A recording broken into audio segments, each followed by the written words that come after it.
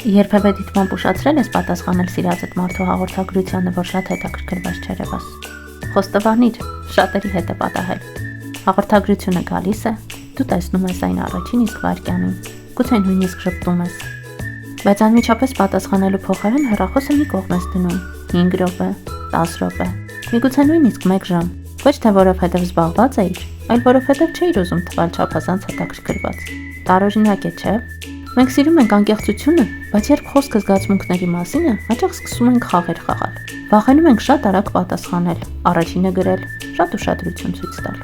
Վախենում ենք, որ եթե մարդը հասկանա, թե որքան կարևոր է մեզ համար, կարող է կորցնել հետաքրքրությունը։ Բայց ամենահետաքրքիրն այն է, որ իրականում գրեթե բոլորը գոնե մեկ անգամ արել են նույն բանը։ Ու մինչ երկու հոգի փորձում են ձևացնել, թե այնքան էլ հետաքրքրված չեն, երկուսն էլ սպասում են նույն հաղորդագրությանը։ Իսկ դու երբևէ դիտմամբ ուշացրել ես պատասխանդ, թե միշտ գրում ես հենց այն պահին, երբ տեսնում ես։